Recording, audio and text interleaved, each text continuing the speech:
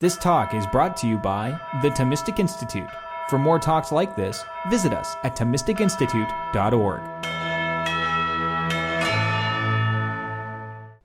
The title of this talk is What Can an Adulteress Teach Us About Happiness? Tolstoy's Anna Karenina and the Project of Literature.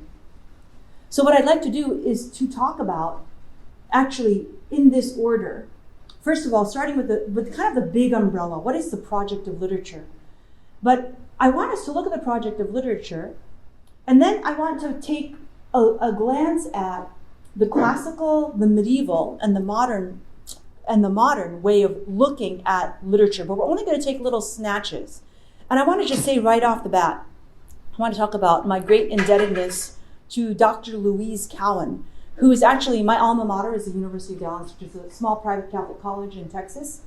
And she in a sense had the founding vision for the core curriculum of the University of Dallas, and how through these works of literature, but also through studying history and art, etc., you would shape the human person.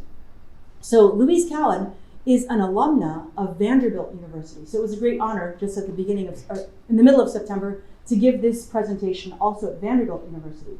So I am very much indebted to her work, but also to some of the insights that come from other writers. So thank you to Dr. Cowan. Okay, so what's the project of literature in Western civilization? Why does literature even exist? Would you say that literature is an artifact of culture, that there's culture first, and then this culture that is created produces works of literature? Or would you say that literature is actually what's shaping the culture, that it's the driving force behind culture? I think that's what I would like to propose. That word culture is a beautiful word. You're probably familiar with words like cultivate, right? The center, if you look at the root of the word, you'll find cult, cultus. Not that creepy kind of, scary, weird cult stuff, but cult, cultus, cult meaning worship. So cult really deals with what we worship, what we value, what we hold dear. And that, in a sense, is what culture is intended to perpetuate across the generations, right? What we worship, what we value, what we hold dear. Many of you in this room, your vocation is probably marriage. And so it's wonderful to see you here tonight, whether you're interested in literature and culture, because what kind of books are you going to have your kids read? When they're little. What kind of stories are you going to read them so that as they're falling asleep, they're going to be thinking about? What are they going to be thinking about? The wolf, the bear, the princess, the king, right? You're shaping the way they think about the meaning of life through these stories. So cultivate, right, is what you're doing. This is what culture does. It cultivates the human heart, cultivates the human soul, the memory, the imagination. What we sow, what we tend, what we reap, that's what we're dealing with when we talk about culture. And what is it that we will grow then on the fields of our hearts, on the hearts of your children? What will you grow? Will you grow spiny, prickly things like thorns? Or will you grow flowers and wheat, right? Something that feeds all. I would like for us to look at what is considered classical literature. Not in the sense of like the classical period, right? Not classical antiquity. But classical literature, in terms of what we mean by classical literature, is literature that's tried and true, that is going to be passed on generation to generation to generation. All truly great literature seeks to answer one question. And of course, that one question has a host of other questions that come from it, right? And I would like to propose that the one question that it seeks to answer is, what does it mean to be human? What does it mean to be human? And the best of all literature answers these perennial questions. And they were actually questions that were posed by Plato. What does it mean to be noble, to be just, to be honorable, to be good? I was so happy to hear Michael and Hunter telling us that the previous Aquinas lecture just last week was about virtue, right? Because it's the same question. I'm sure Father talked about this, that the root of the word virtue is vir, man, right? What does it mean to be human? To be human, the most manly of men are virtuous, right? The most human of women, the most feminine of women are virtuous. Okay, so that's what literature answers, this question, what is it to be virtuous? Now, if you look at Aristotle in his rhetoric and his poetics, and then also at Cicero, right, the great rhetorician, they will tell you that rhetoric, the poetics, anything poetic, has three aims. So this applies to literature. What are the great three aims of literature? First is to instruct, right, to teach you something, right, to develop your capacity to reason. So we talk about this aspect of literature as logos, right? The philosophy, the argument behind what this piece of literature is doing. So that's the first purpose, to instruct, right? That's why you read your kids' stories, because they're learning how to read, they're learning how to think, they're learning how sentences are put together, okay, etc. But they're also learning something more than that, right? They're learning something about good and evil. That's one of the most basic things. The second reason, of course, is to delight, right? We engage with literature to relax, because there's something about it that that delights us, right? That entertains us. But it's not just this kind of shallow entertainment. There's a deeper form of delight that we encounter in literature. And so the Greek word that they use to describe this element of delight in literature is ethos. Right? That there's a spirit, a character behind the work of literature that draws us to desire something. So think about the really famous J.R.R. Tolkien, right? His books become movies. Why? Because there's this spirit, this character, this ethos behind them that move us, right? The heroes, the dilemma, right? The temptation. This is something we can all relate to. Okay, so to instruct, to delight. And third, literature would not be literature without it. The rhetorician would not be a good rhetorician without it. To move, to inspire. That's what great literature does. It doesn't just leave you sitting there. It makes you want to do something, to become something. This element in the Greek is called pathos. Pathos.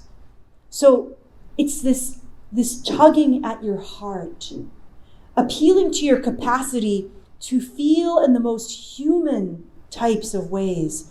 This movement, this desire for the good, and then this repulsion, this disgust with what is evil. And all of these, logos, ethos, pathos, instructing, delighting, moving, inspiring, they are employed to one end in great literature. And what is it? To shape the moral imagination. To shape the moral imagination. Why? Because when you live this according to a properly formed moral imagination, you become more human. So there's a Thomistic principle upon which this talk is based. And it is this. Thomas says that before you act, you have to be able to conceive of the action in your imagination. Makes total sense, right? We've all had this experience. Before you're able to act, you have to be able to conceive of the action in your imagination. So think about this, right? Your significant other is their birthday's coming up, right? So you want to surprise them. So you have to think about, okay, how am I going to surprise him or her? You start thinking, using your memory, your imagination. What are they like? What would make them happy? Right? Then you plot it out. You think, we could do this, we could do that, we could do this, right? So you plot it out in your imagination. Now, the wicked do the same thing, right? How can I steal that car, right? They have to plot it out in their imagination first. So before we can become noble, just, honorable, good, heroic, we have to have those things presented to our imagination, right? Characters who show us, who act with nobility, justice, honor, purity, goodness, heroism. Now, I'm going to start with this little example.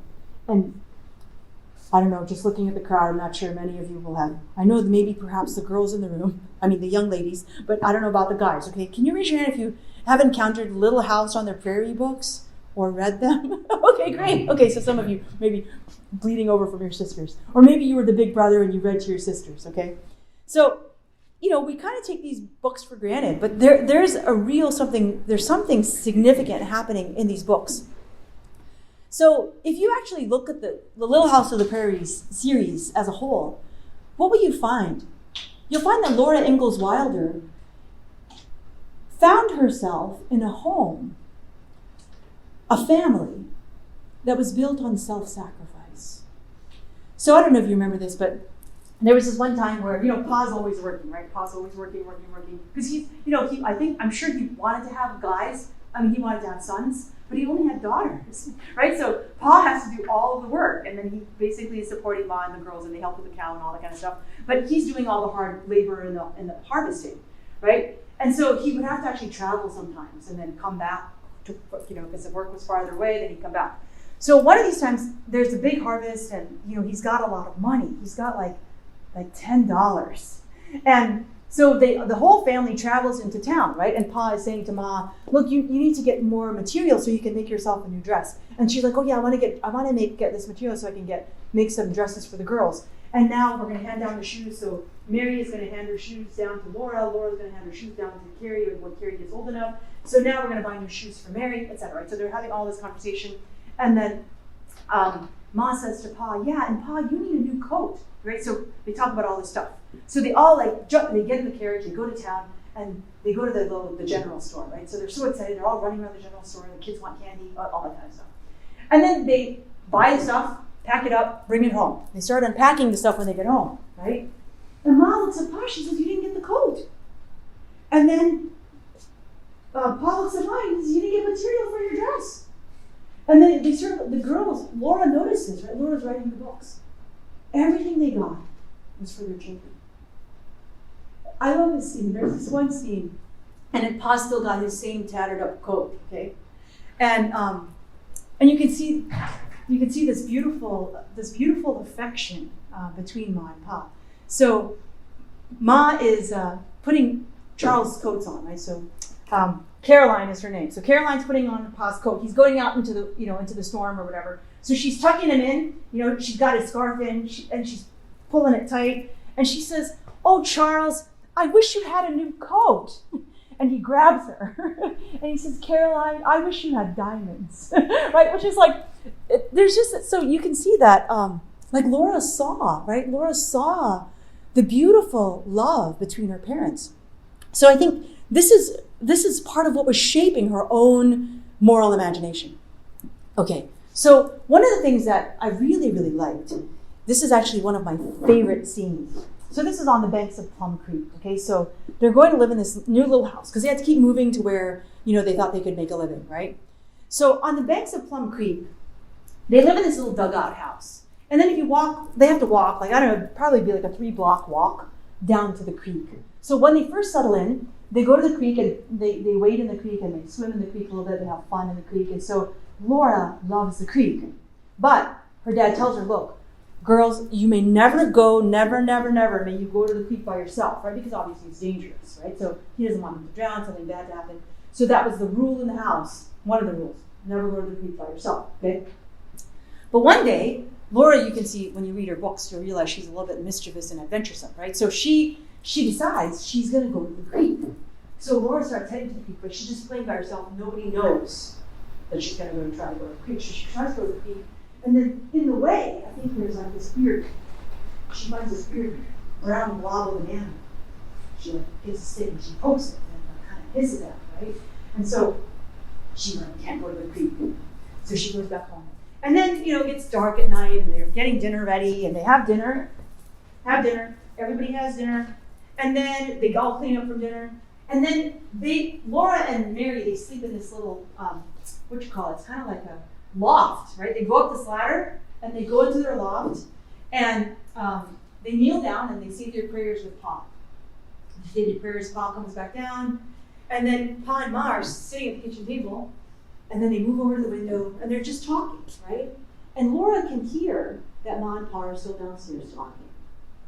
So Laura gets up out of bed, climbs down the ladder. And she goes up to her dad. And so Laura's little, right? Her dad's a pretty big guy, right? He's like builds houses and works in fields and stuff. So Laura goes up to her father and she goes right up to his knee. And she like kind of leans on his knee. And she says, Pa, I gotta tell you something. And he's like, yeah, half pint? Like that was his nickname for her. And she says, well, today I was gonna go to the creek.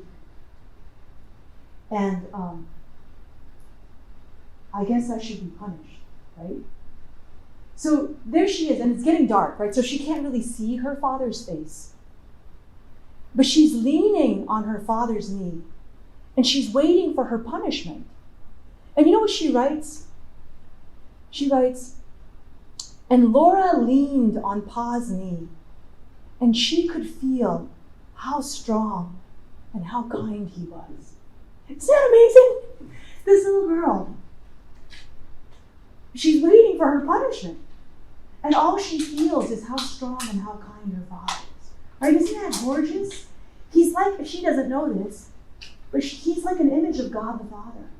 Right? And that's what every man should be to his wife, to his children, right? Is this image of God the Father. And so look at this. This book, right? Little House on the Prairie, on the banks of Plum Creek, right? It's shaping the moral imagination of little girls, right? That this is what Ma and Pa should be like. I should do the right thing, right? If I ever break a rule, I should go and fess up, right? So there's this beautiful sense that's created through the literature, right? Through the whole of the story. You need the whole of the story to understand the purpose, right? Okay, there's all kinds of other great literature. Has anyone ever heard of this? Now, this is a Chinese little story. It's called The Empty Pot. Anyone ever heard of that? Okay, this is another really cool story. So let me just give you a quick little summary here. So there's this little boy who's living in a Chinese village. His name is Ting. And Ting is like a horticulturist, but they didn't have that in yet. He was really good at plants and flowers and seeds and all this kind of stuff. He understood soil and water and moisture. So he was like a child prodigy with plants, okay? So, meanwhile, the emperor does not have an heir. He does not have a son. And so what he does is he calls all the young boys of the village to come forward, to come to the emperor's palace one day, okay? So all the boys get dressed up, and they're like so excited. Actually, I think it's all children. I think it's men, but I'm not sure. I think it is boys and girls. They all come. And they all come, and they're all dressed up, and they're so excited and see the emperor. So the emperor, from his magisterial palace, he says, okay, children, I do not have an heir, and from amongst you I'm going to choose an heir. And this is what you must do. I have these seeds. And Tina's like, whoa, seeds, I'm going to win. Okay, so I have these seeds. And what I would like you to do is to plant them and bring them back to me 1 year from now. Okay? So all the kids are like, oh, okay. So he starts handing out the seeds, and they come up one by one, and he gives them each a seed. So there must have been some kind of, anyway, so he gives them each a seed. And then Ting starts working on his little seed, and he's like, he's like, what is wrong with this? This does not work. So he like transplants it, right? Meanwhile, he sees his neighbor, and his neighbor's is growing. He's like, so his other neighbor, the other kid there, this is growing, right? The girl over there, oh my goodness, she's got a bloom. Right? He's like freaking out, right? So he talks to his dad, he's like, Dad, I did this, I did that, I did this, I did that. And he's like, look, you're doing the best you can. It sounds like you're doing the right things. Keep doing what you're doing. Okay, so he keeps doing what he's doing. Right? And meanwhile, the years going by, and he's like getting super upset and sad because everybody else's plan is growing and his is not. Okay, then it's time, the years pass, and it's time now to come to see the emperor. And Ting has this pot, and it's basically just dirt, right? There's nothing. That's why it's called the empty pot, because it's just like dirt with nothing to plant. And he looks around, and everybody's getting dressed, and he's asking his dad, should I go? He said, yeah, you should go, because you tried your best. You need to go. The emperor wants you to go. He gave you the seed. You need to go. So he's like, okay, I guess I'm going to go. He's dressed. He's sad, right? And all the other kids have these gorgeous plants and flowers, and they're smiling, and they're all dressed up, and so they're all, okay. And then you see the emperor from his magisterial palace. And the emperor is looking out, and he's frowning. right? All the kids are smiling with their big flowers. He's frowning. And he sees Ting with his empty pot. And he points to him and he says, "You, come here." And all the other kids are like, "Why didn't I get picked? My plant looks awesome." And then he talks to Ting. And he says to him, "You will be my heir. I don't know where all of you got your seeds, but all the seeds I gave you were cooked." Right? So this is kind of an amazing story to shape a child's imagination, right? This whole idea that honesty is what is most needed in a leader, right? Honesty is what is needed in a king. And so, yeah, that's just another example. I'm sure if you think about this, you can think of examples from your own childhood of these types of stories. Okay, so that was a preface, right? That's the project of literature. To answer the question, what does it mean to be human? How can I be noble, just, honorable, pure, etc.? So now what I'd like to do is contextualize Anna Karenina within the larger project of literature. So I'd like to start with talking about classical literature. Then I'm going to talk about medieval literature. And then, of course, Anna Karenina falls into modern literature. So I'm just going to take a few things, and again, depending heavily on the work of Louise Cowan. So we're going to focus on the feminine, right? Because that's the figure, Anna. There's something in the poetic universe symbolized by the feminine. Think about that. There's something in the poetic universe symbolized by the feminine. Some other law, some grace. There's something symbolized by woman that points beyond strict logic, strict rationality. Think of these figures. Helen of Troy.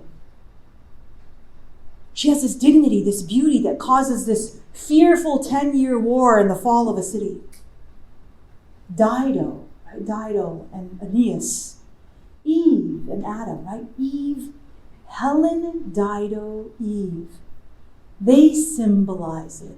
They symbolize this something beyond, right? They're sacred figures unto themselves, laws unto themselves. And so you have to ask yourself, right, why woman? Why is it that woman is so captivating? You know that men become, you see this in literature, right? Men become weak in the knees, right? They become obsessed. They have to do something to win. They give everything to win this woman over. And then we also see symbols. And they play into part of the symbolism that we find in literature. So the Greeks speak of Mother Earth and Father Sky. And really what we come to realize is that great authors examine with us and reveal to us aspects of the human psyche, aspects of reality, right? Doesn't that make sense? That woman would be related to the earth, right? Mother Earth. And then Father Sky, right? That which is above. Because the earth is what's fertile, right? The earth is what gives new life. And then the sky is up above.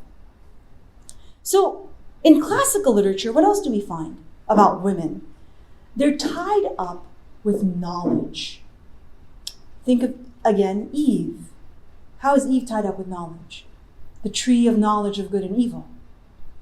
Pandora and the box. Athena, goddess of wisdom, teacher of heroes. So in classical literature, it's this feminine task. Education is a feminine task. You have woman bestowing wisdom, enculturating the young into the community, inspiring hearts into the truth. And isn't there something particularly fitting about this, right? Women, who are associated, of course, with the beautiful, are entrusted with the true. This idea of the union of the beautiful and the true in woman, right? And also the good is in there, right? She teaches her children how to be good. So, woman in classical literature is connected to the agapic. So remember, agape is the unconditional love. It's divine love that is the giving of love. Like that agapic love is the giving of love. That's what woman is connected to in classical literature. Man, on the other hand, is connected with not agapic love, but erotic love. Not erotic in the sense of sensual, lustful, even though it can include that, but erotic in the sense of the seeking of love, the questing for love, right? Romantic human love is connected to eros, erotic love. So notice this is analogous to this idea of wisdom is something to be bestowed, just like love is something to be bestowed. And wisdom is something that is quested for, just like love is something that is quested for. So in classical literature, that's the paradigm, right? Woman and the agapic, man and the erotic. So what does classical literature do within this paradigm? It will sometimes invert the paradigm so that you will recognize something's wrong, right? It flags you. So when you find a woman who is seeking, a woman who is questing, a woman in the erotic mode, you know that she's in trouble. So for instance, think of Clytemnestra. So in Aeschylus's Oresteia, Clytemnestra is the wife of Agamemnon, but she's having this adulterous affair with Aegisthus. And so the two of them together, what do? They plot the murder of Agamemnon. And then you have Orestes and Electra, the progeny, right? The son and the daughter. And they have to plot how to avenge their father's murder, right? Okay, so that's one figure, Clytemnestra. And then there's also Phaedra, who's a married woman again, and she falls in love with Hippolytus. Or, for those of you who are familiar with the Old Testament, the Hebrew Scriptures, do you remember Potiphar's wife and Joseph, right? Joseph goes to work for the Pharaoh, and then Potiphar, who's like one of the governors or a high up guy, his wife, is like hitting on Joseph, and you're like, something's wrong with her, right? So, same kind of thing, something's wrong with her. And then probably one of the most disturbing female figures in all of classical literature is Medea. Remember that horrific story. She butchers her two sons and feeds them to their father, right? In a form of vengeance. So these women questing, seeking in the erotic mode, we recognize there's something incredibly disturbing, terribly wrong with them. Okay. Now, that's classical literature. Let's look at medieval literature. There's a scholar named Denis de Rougemont. He wrote a book called Love in the Western World. And this is a particular aspect of the medieval literature that I'd like to look at. It's his view of something. He says that something went wrong in the medieval romances, in chivalric romances. What is it that he says went wrong? He says that there's a disproportionate exaltation of passion. Okay, little clarification here. The difference between sensuality and passion. So sensuality is basically, it's normal of the body. It's something good. It's part of genuine love, right? So, but it needs purification, right? So the ideal would be chaste, married love, right? So obviously that's a sexual love because there's supposed to be progeny, it's supposed to be fruitful. The best description I've heard of Christian marriage or Christian sexuality is that it's characterized by modesty and reverence. Isn't that beautiful? That a Catholic marriage is characterized by modesty and reverence. Right? So that's the Christian ideal. Sensuality is something that needs to be purified, but it's good. Sensuality is different from passion. So passion is not lust, even though that's how we understand it today. But passion in the sense, for the medievals, of being in love with being in love. We can kind of relate to this, right? Just for a second, think about popular music. How much of popular music is about being in love? Like a ton of it, right? How much of popular music is about, raising children and being faithful in marriage, even though there are struggles and difficulties, and the other person is being a jerk, and then, dying faithful to each other. A lot of music about that? No, right? So it's the same kind of thing, right? That we've carried on this being in love with being in love. But Denis de Rougemont puts it even more pointedly. He says that the exaltation of passion is the dream of being a god unto oneself. Right? Because that's what happens when you're falling in love. you feel like a god, right? Because the other person is treating you like a god or a goddess, right? And he says it's the sacralization of the profane and the profanation of the sacred, right? Which is diabolical. That's what the devil does. Everything is inverted with the diabolical. So he calls it seeking death. Have you ever thought of it that way? That this being in love with being in love, trying to be a god unto oneself, is actually seeking death. It's so funny. In Sense and Sensibility by Jane Austen, if you've read that, this little girl, I forgot her name, she says, so she's just a young girl, and she says, she's reading this literature, and she says, oh, to be as Guinevere, to be as Heloise or Juliet. And her mom looks at her and she says, dear, those women didn't come to a very good end, right? She's like, you're not thinking, right? So one of the best homilies I've ever heard in my life was preached in our chapel at the convent by Father John Rock, who was a Jesuit. And he worked side by side with Ratzinger in the CDF. And this is what Father Rock said in one of his homilies. He said, the love of Tristan and Isolde, the love of Lancelot and Guinevere, the love of Romeo and Juliet says to the world, be damned. Whoa, have we ever thought of it that way? The love of Tristan and Isolde, the love of Lancelot and Guinevere, the love of Romeo and Juliet says to the world, be damned. Now, you might not have noticed this when you were forced to read Romeo and Juliet in 7th grade, but do you know what? There are studies on this.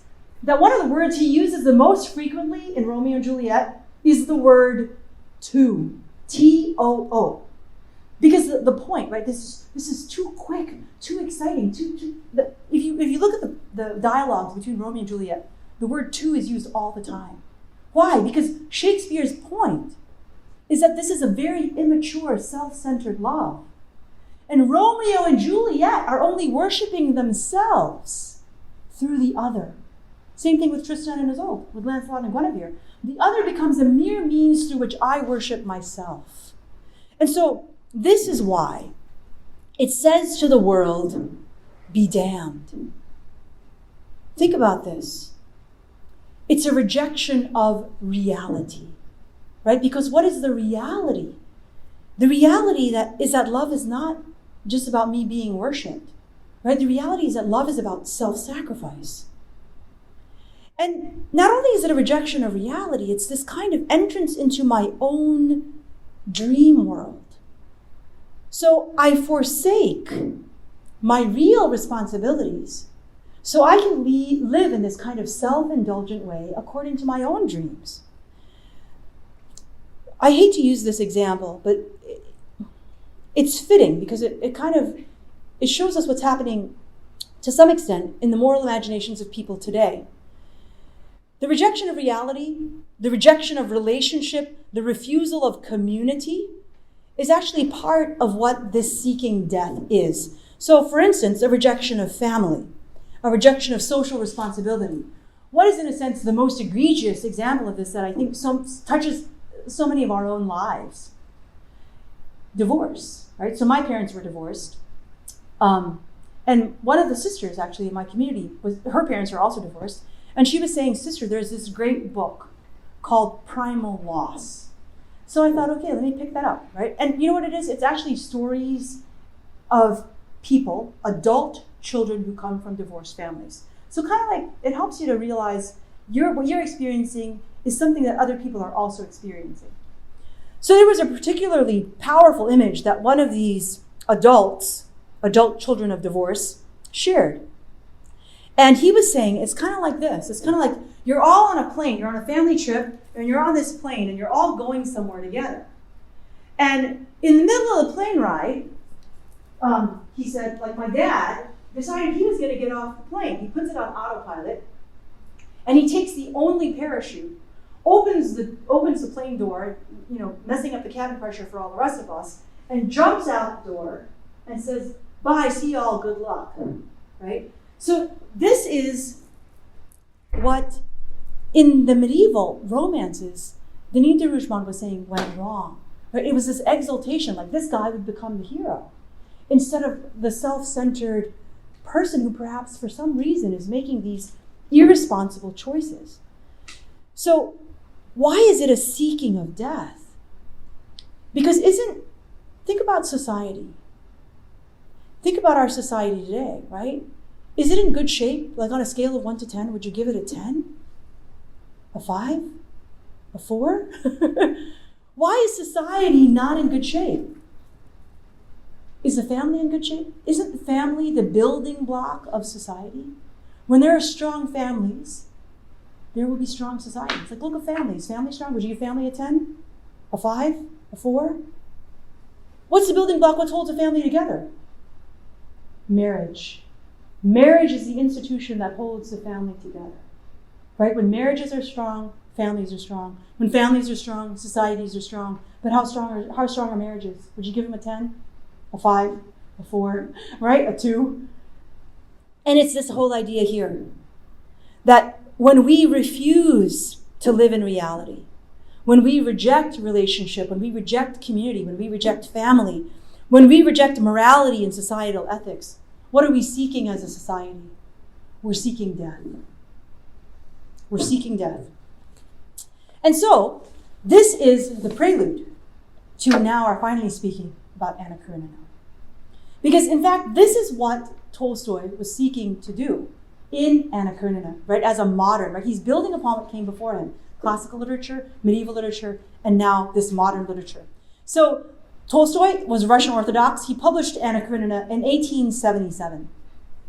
And what you find if you look at the structure of the novel is an artistic vision that is deeply moral. Now, Dostoevsky, who may be the favorite of some of you in this room, he's more metaphysical. Tolstoy is who you go to if you want to find something deeply moral, right? An artistic vision that's deeply moral. What is the logos? What is the ethos underlying Anna Karenina? It's this. Marriage is the foundation of society. Marriage is the foundation of society. That's his thesis. And faithfulness in marriage upholds society. It's absolutely necessary for a healthy society. And what Tolstoy wants his readers to see is that there is something larger than ourselves at stake in marriage. Something sacred. There is something larger than ourselves at stake in marriage. Something sacred. So that's the logos and the ethos. How does he actually put his novel together? Well, it's beautiful the way he puts his novel together. He almost called this book, instead of calling it Anna Karenina, he almost called it A Tale of Two Marriages, because you'll find in the novel two marriages that run, it's kind of like a parallel like this. There are two marriages, Anna and her husband Karenin, and then Levin and Kitty. So those are the two stories that run parallel to each other. But as you start reading the novel, you actually realize that they're not actually running in strict parallelism. There are two stories. He almost called it A Tale of Two Marriages. But there's actually two protagonists. But one is the protagonist of a comedy, and one is the protagonist of a tragedy. So that's what's amazing about this novel. It contains both a comedy and a tragedy. So let's talk about Levin. So Levin and Kitty is the second story. So Levin he's the protagonist. He's the first protagonist, or maybe he's the second one, but he's one of the protagonists. He's a wealthy man. He comes from this ancient kind of aristocratic circle. He has old money, and he prefers to live on the farm. He's an advocate of the peasants' rights, and he's a little bit socially awkward, right? So he's not like, he doesn't have all this refinement because he's spending all of his time on the farm. He's not living in these social circles, going to these parties, etc., etc. And what kind of protagonist is he? He's the protagonist who seeks truth and virtue. And so it's Levin's story that's a comedy. Not comedy in the sense of haha, funny, funny, right? But in the classical sense of comedy, right? Like the divine comedy. A comedy is a movement upward, right? Just like Dante's Divine Comedy, he goes from Inferno to Purgatorio to Paradiso. It's a movement upward. So Levin's story is actually a comedy. It's this movement upward. How does this movement upward work? Well, Levin is seeking always to know what is true and what is just. Now, he's aware in the search for the truth in the search for truth and justice, he's aware that there are discrepancies, right, between the reality and the ideal. And what he wants to do is bridge that gap. He seeks to live by the moral laws of earthly society. And for Levin, marriage is their symbol. The laws of earthly society, marriage is their symbol. And he believes that by following these laws, by living according to truth and justice, the moral norms of society, he believes he will find fulfillment. But this is what's sad, right? Is that his way is a via negativa. He seems to be going downward. He seems to have less and less because, he falls in love with this beautiful princess, Catherine Sherbatskaya, and her nickname is Kitty. And she's perfect in every single way. And he's in love with her, but she kind of rejects him, right? She's in love with someone else. And so, he goes back to the farm dejected, and he just seems to be, and some things are going wrong on his farm. And so he just seems to have less and less and less and less. He doesn't live for himself, but for others. And what Tolstoy does is he shows us that this way that seems to be a bit via negativa is not, in reality, a movement downward. It's in reality a movement upward. Because what do we find at the end of Levin's story? He finds happiness and bliss that is crowned with faith and joy. Right? So it's a gorgeous and brilliant portrait of this movement. Okay, that's one protagonist. The other protagonist is Anna. And Anna is the protagonist who is going to be the tragic figure. Now remember, she is actually modeled after those famous adulteresses in history. So Israel, the harlot, Madame Bovary, right? All those people. So Anna is much like them. She's one of the most famous, or she's among the most famous adulteresses in literature. And, we can have a lot of sympathy for Anna because she's a protagonist and she's seeking something. Levin is seeking truth and virtue. What's Anna seeking? Anna's seeking happiness. It seems innocent enough, right? She's seeking happiness. And so, sadly, her tragic movement, it's this movement that seems to be going upward, right? She seems to be having more and more. But she actually has less and less. Hers is a movement downward, right? That's what a tragedy is. Anna is seeking self-fulfillment at all costs. So she's concerned only with her reality, with her world, and she's grasping at love. She makes a choice for self that seems, again, to go upward, but in fact is going downward. I think we can all relate to that, right? You seem to be getting what you want, but you're actually alienating all the people who love you. Right? Or maybe you've seen that happen with someone you love. They think they're going upward, but they're actually going downward. Okay, so let's start with talking about Anna Karenina. Who is Anna Karenina? She's a noble woman. She's a happy woman.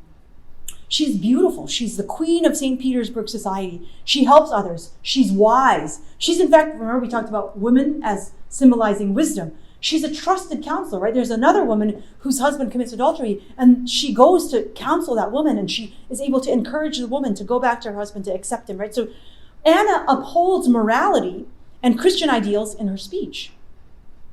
What's another thing about Anna? Anna is actually happily married to a man named Karenin. And it's actually beautiful. That's the way in Russia. I don't really understand. Some of you out there may understand Russian better, but this is one of the ways Russian works.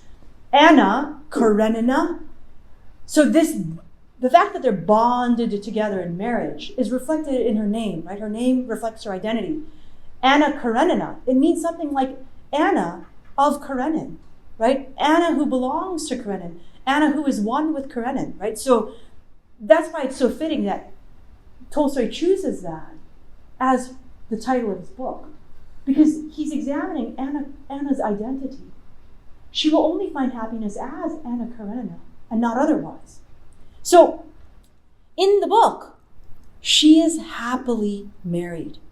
She's happily married to Karenin, who is a good man, a bureaucrat, a successful businessman.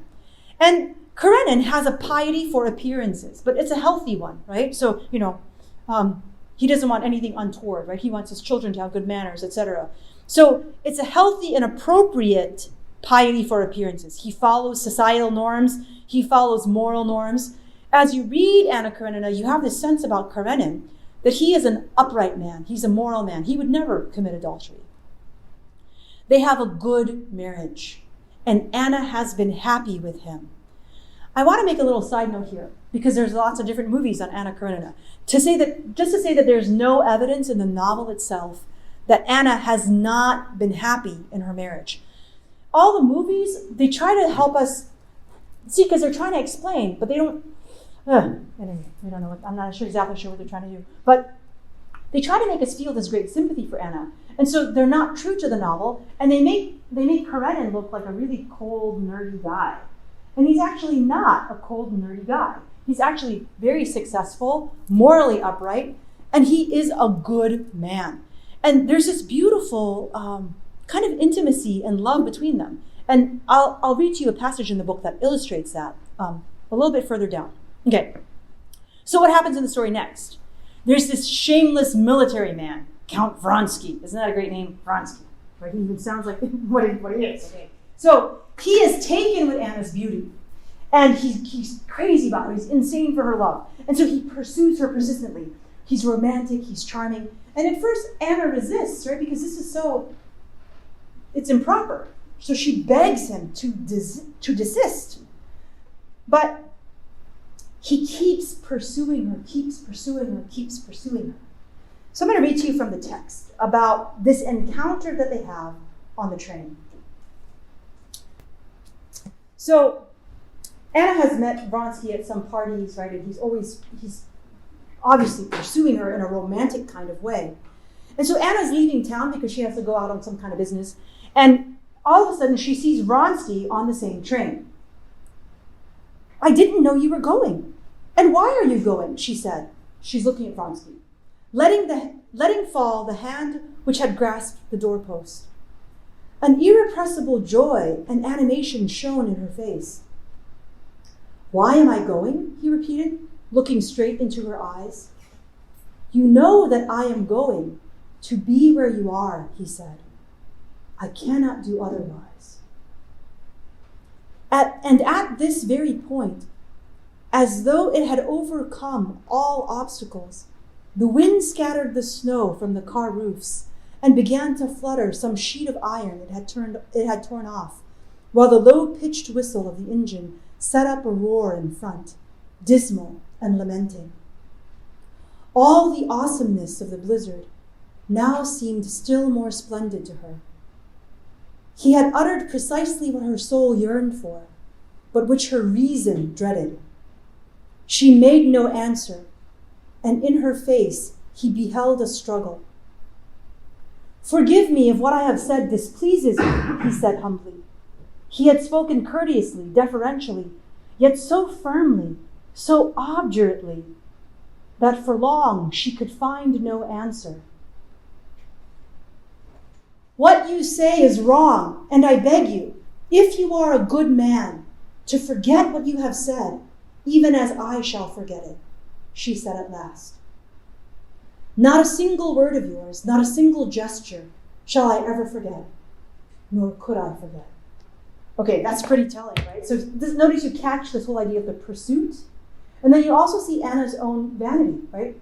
You see her own desire to be like this goddess, right? Because her face is shining when he's there to meet her. But notice what she says to him. "If you are a good man, forget what you have said, even as I shall forget it." Is he a good man? No, because he doesn't forget what she said. He doesn't forget. He keeps pursuing her. So what happens? After this, and after all these encounters with Vronsky, there's one particular party. And at this one particular party, she begins to pay attention. So notice here she was able to ward off the temptation, right? But after he keeps beating her down, she finally gives in to the temptation. And Tolstoy brilliantly portrays what the misleading insight is.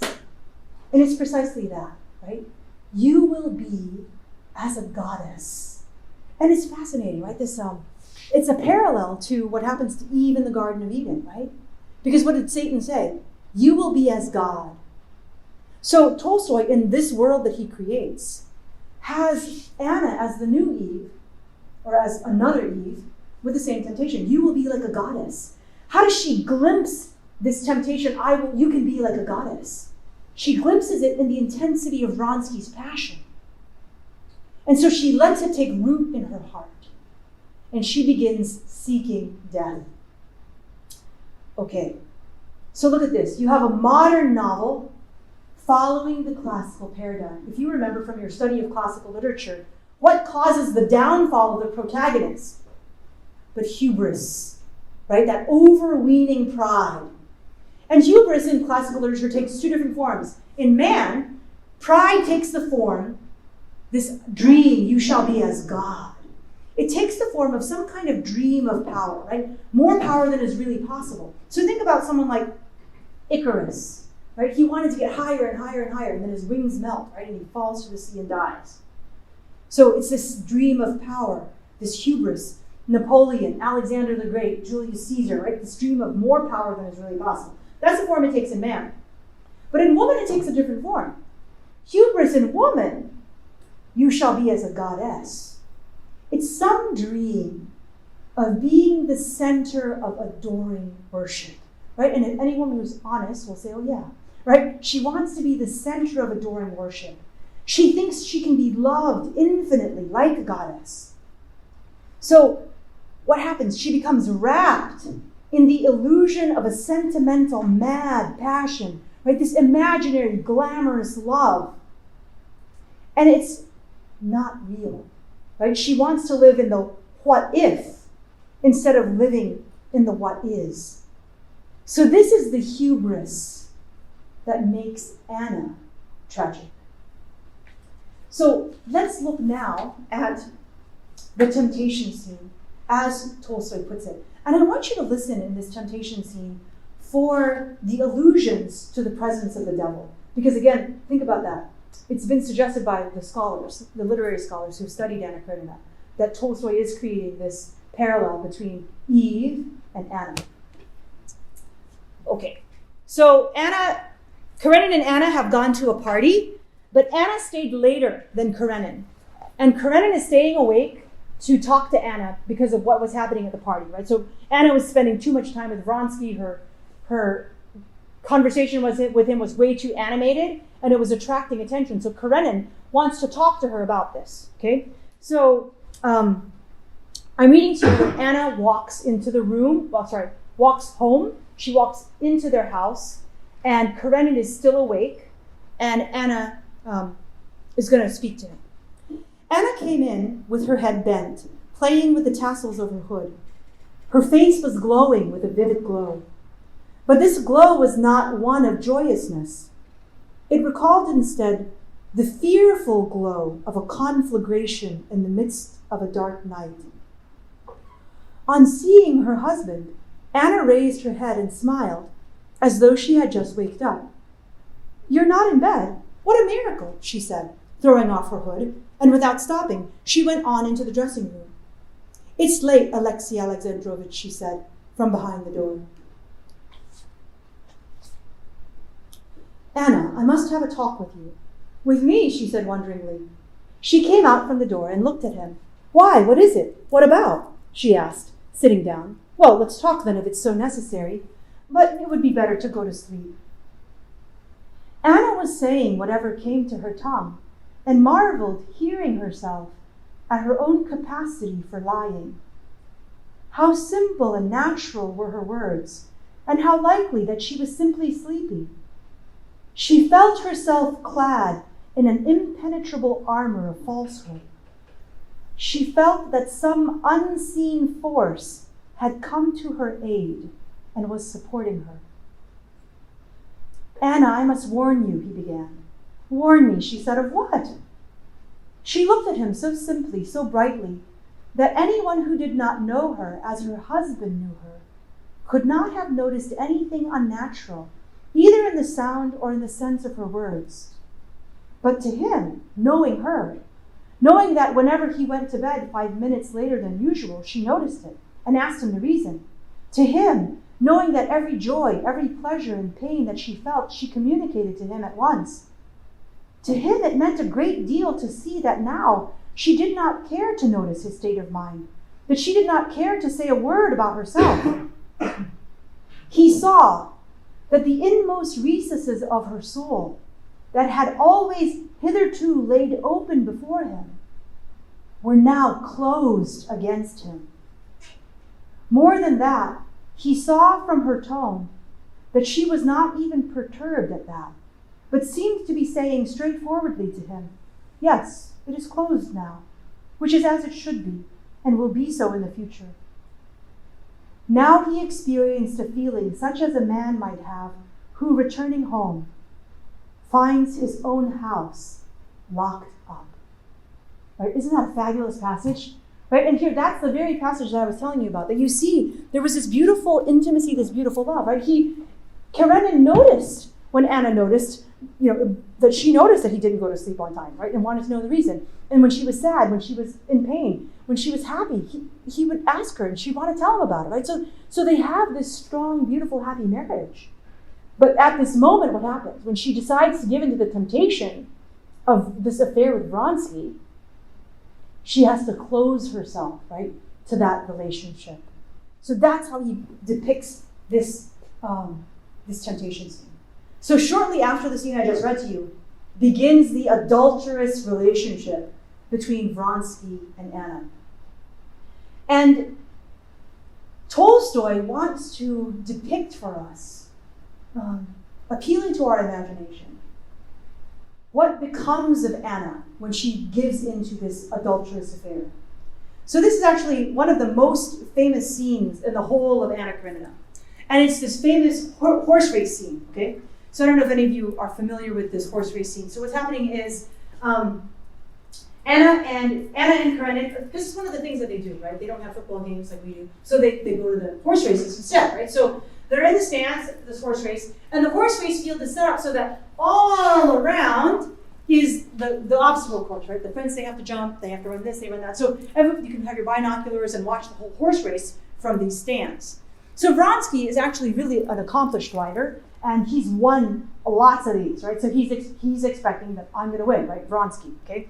So Anna is with her husband Karenin in the stands. Karenin does not know about the adulterous relationship, right? And Anna, of course, is super excited because they're her, she's the mistress of this man, and he's in this horse race, and he's going to win. So she's excited, right? So she's watching.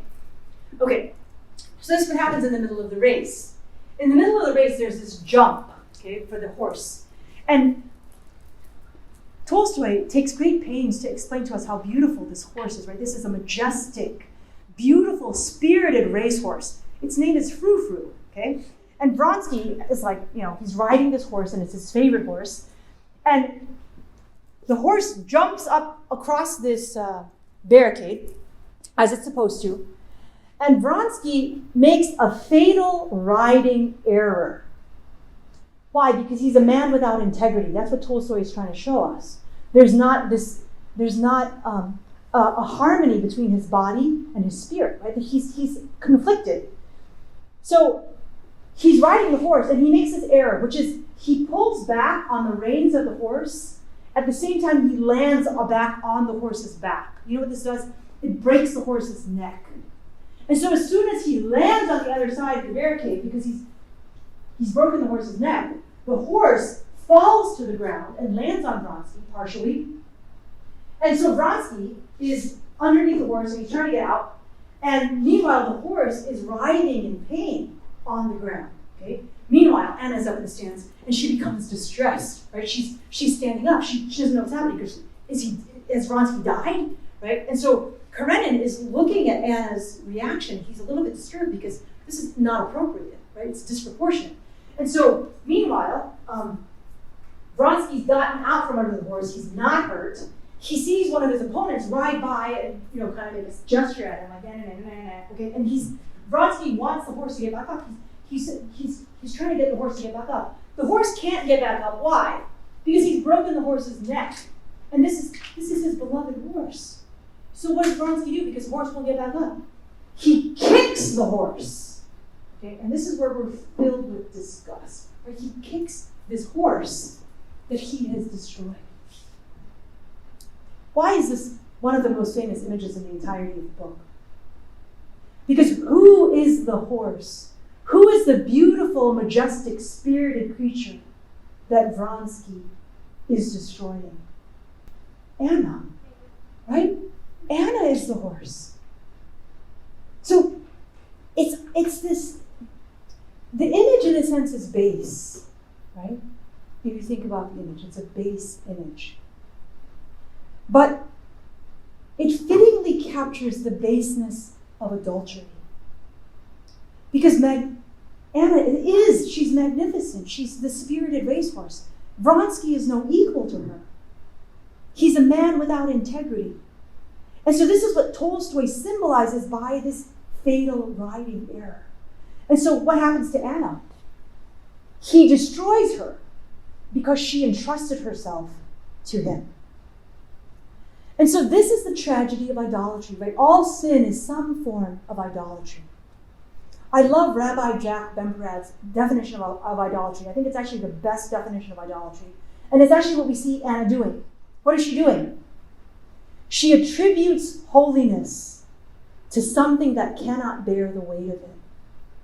Think about that. Idolatry is to attribute holiness to something that cannot bear the weight of it. Right? So it's her dream, her unreality, her being a goddess. It can't bear the weight of what holiness really is. Okay. So meanwhile, what's happening back with Anna and Karenin? Anna is so upset, Karenin can't control her. He says, you need to contain yourself. She says, I can't. So he puts her into this carriage to send her home. And as he's putting her in the carriage, she says to Karenin, I love him. I am his mistress. Right? So she confesses. This is the moment where she confesses that she's having this adulterous affair. So he has to send her home. And shortly after that, because Karenin has to do what's morally and societally correct, the correct thing to do, he separates from Anna formally. And so what's very difficult about this is that Anna has to give up her son, Sheryosha, whom she says she loves devotedly. Right? So again and again, you see Anna confessing her love for her 8-year-old son, Sheryosha. But what do we see in her actions? In her actions, she is saying to her son, be damned. Right? She's forsaking her relationship to her son by the choice of adultery. Vronsky and Anna then move into this little love nest. Tolstoy, I think, paints very realistically what happens when Vronsky and Anna move into their love nest together. Once they move into their love nest, Vronsky is bored, right? Because he loves Anna, but man has to have a work, right? He has to be going outside of himself. And so what do you see and what do we start to have for Vronsky? We got it with the horse race, but it starts to deepen here. It's this sense of loathing, right? This is pathos. This adulterous man who's destroyed this marriage. Tolstoy evokes this feeling of disgust in us, right? That scene, him kicking the horse, right? It's imprinted itself indelibly on our imagination. He's showing us how despicable Vronsky really is. Now contrast this with Levin. Okay, so remember, Levin is the other guy. Levin's that simple farm guy, right? Who happens to also be very wealthy and aristocratic and all this kind of stuff. So what's the image he gives us for Levin? I'm going to go to this side because that was Vronsky's side. Okay, so Levin. What is Levin like? Okay, Levin he's strong. He's persevering, right? And actually he goes and he works side by side with the peasants because he wants to kind of like understand their plight and also like show that he's one with them, right? He wants to show the solidarity with them. And he is concerned about their welfare, concerned about the social setting that they're in, et cetera, et cetera. And you know what I love about the way Tolstoy depicts Levin? He depicts him as always out in nature, right? He's under the sky. He's soaking in the rain. When it starts raining, he just puts his face up to the rain, right? He has his hands in the dirt. He touches the barks of trees and stuff like this. And it's this whole idea that I think Tolstoy is trying to get across, is that here's a man who is immersed in, who loves reality as God has created. Right? Look at Anna and Vronsky are escaping reality. Levin immerses himself in reality, right? Even when he's sad, right? After Kitty rejects him, what does he do? He puts his hands in the soil and he starts working. So Levin is a little bit socially awkward, okay? So there's this, he's socially awkward, but he's got this amazing physical integrity. Actually, he's like got an athletic build. And he was in this little village before, and he was actually like considered one of the skating champions, okay? So this is before Kitty rejected him. I'm gonna read you this little vignette.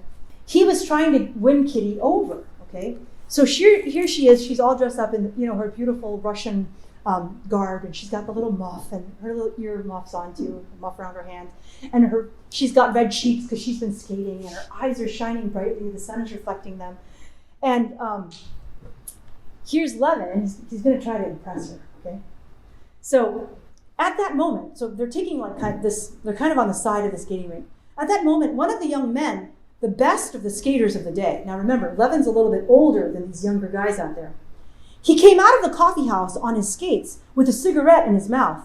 Taking a run, he dashed down the steps on his skates, crashing and leaping. He flew down, and without even changing the free and easy position of his hands, skated away over the ice. Ah, a new trick, said Levin. And he promptly ran up the steps to perform the new trick. Don't break your neck. This needs practice, Nikolai Shurdutskaya said to him, shouted after him, right? So his friend's trying to say, don't try to do this. You can't do this without practicing. Okay. Levin went to the steps, took a run from above as best he could, and dashed down, preserving his balance in the unwanted movement with his hands. On the last step, he stumbled, but barely touching the ice with his hand, with a violent effort, recovered himself and skated off, laughing. And then he looks at Kitty, right? And Kitty is smiling, and she says, "Oh, what a fine, darling chap he is." Kitty was thinking that at the very moment as she came out of the pavilion with Mademoiselle Leon and looked toward him with a smile of quiet kindness, as though he were her favorite brother. Okay, so notice this is like a moment of exaltation for Levin, right? Because what does every man want? Like on your first date or whatever, right? He's like, you tell this goofy joke and she laughs, right? What is it that happens at that moment? When he sees Kitty smile at something he's done, he gets this sense, I can make her happy, right? And so this is how Tolstoy paints for us like this beautiful, innocent portrait of this strong and noble, self-sacrificing man, that he will be able to make her happy. And that's actually what happens. And that's what we see, that in that comedy, that comedic movement. And their life is going to be crowned with joy and faith. Right? Kitty will actually bring him to RCIA. So Kitty will bring Levin to the faith, and you see this beautiful faith grow in Levin. So he will be able to provide for her, to make her happy. So how does Anna end, right? So we know Vronsky, he looks like a hero, but we know that he's not a hero. This is so fantastic. You look at Tolstoy's brilliance. How does Vronsky end the novel? You know how Vronsky ends the novel? With a toothache, right? Can you think of anything that's that kind of symbolizes this indignity, right? This weakness, this emptiness, this inactivity. So Vronsky ends the novel with a toothache. You know how Anna ends the novel? Okay, you want to plug your ears if you're going to read the book, because this is a spoiler for sure. Anna actually commits suicide, right? She throws herself in front of the train. Why does Anna throw herself in front of the train? Because this is the natural end, right? She was seeking death. That's what happens with Madame Bovary, right? She commits suicide also. I love the way, I can't find any better way to end than with the words of Louise Callan. She says, in her turning away, she's talking about Anna, in her turning away from those inviolable, unwritten laws to finding happiness, Anna finds instead absolute nothingness. In her turning away from those inviolable, unwritten laws to finding happiness, Anna finds instead absolute nothingness. So, that's what an adulteress can teach us about happiness. Thank you all again so much for coming, and I'm also happy to take questions privately afterwards. God bless you all. Thank you very much.